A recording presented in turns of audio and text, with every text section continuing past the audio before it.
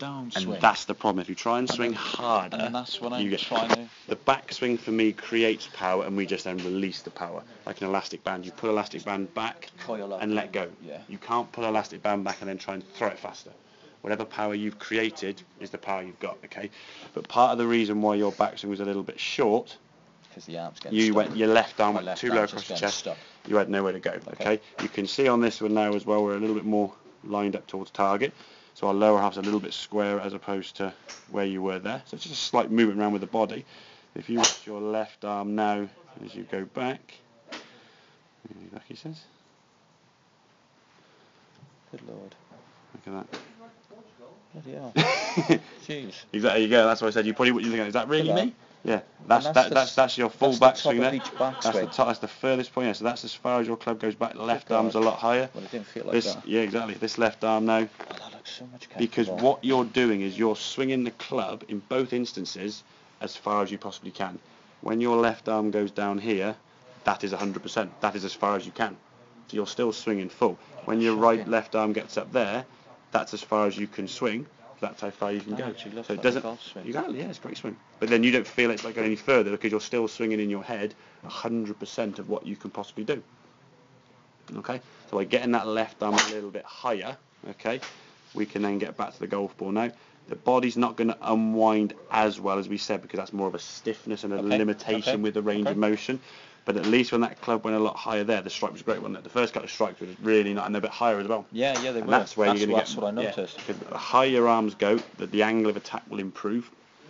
Your speed will improve. Okay, so therefore more speed, better angle of attack, more spin, more loft. Okay, I'm just going to send the ball. When you look at the two there, when you first say, "Oh, that's my backswing," yeah, I got a short backswing. But then when you look at this one here, you think, "Is that really me?" Well, I've never been videoed. I've never seen that. You've never seen your swing in real time. Yeah, exactly. I think sometimes it's quite a powerful thing to see people when they watch their own and they go, "Is that the change I've made?" Because I mean, sometimes you get some people with minimal change. Okay, some get quite a lot in this case, as you can see there. But with that better left arm there now, we can unwind. It's a good strike. The body now needs to work better. So that for me is a great position. That for me still needs a bit of work on. That's more to do, I think, just with your own flexibility. Yeah. I think if we can do that exercise there, we said put the club on your left foot there and just twisting that right hip. Okay. What you're trying to do is making sure when you do that, you're leading that move with the right hip. Don't try and sort of throw your right shoulder further. Just turn it through the hips. Okay. As far as your hips go, that's as far as your shoulders go. So if your hips only rotate to, if we say fully round there, be 90 degrees. If your hips only turn to that position, your shoulders turn to that as you're doing that drill. Okay, so don't try and sort of lunge the right shoulder further. Only go as far as your hips will take you. Okay, because if you start trying to lunge with the top half, you'll start putting some stress and pain on the top of the back there. Okay. We want the spine to be neutral.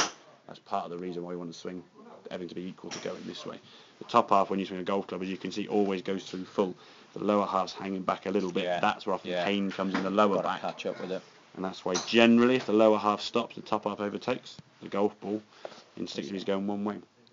And then what you've done to try and compensate for that for the last 17 years is hit a ball kind of that direction. And then when you're timing it nicely, your golf ball's doing that. Then when you get a little bit too low, like here, hit the ground behind the ball. And encourage more left because your left arm's very low. I just saw with Jamie's, when Jamie's arm gets really high, too higher arm, slice right, too lower arm, hook left. Generally, it's not a guarantee, but that's normally the tendencies you'll tend to see. I honestly thought it was ball position. I never knew it was that. No, I think, as I said to you, the ball position for you, I mean, Nicholas played all his golf in life off the left heel with every club.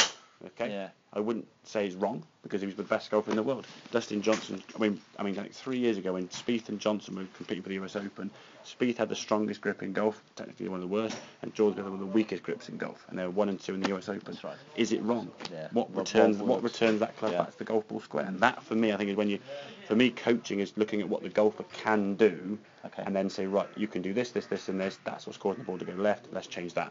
Not you must grip here, you must do this, you must do that, because the textbook says one thing. If that doesn't fit to the golfer, you're then swinging against your norms, which is why I never sort of say at the start, right, you must hold the club this way, that way, whatever. Let's see what you do, and your preconceived ideas at all about your swing, and then make judgment based on where the ball's going. If your golf ball is going right, or golf ball's going left, we will then adjust accordingly for that.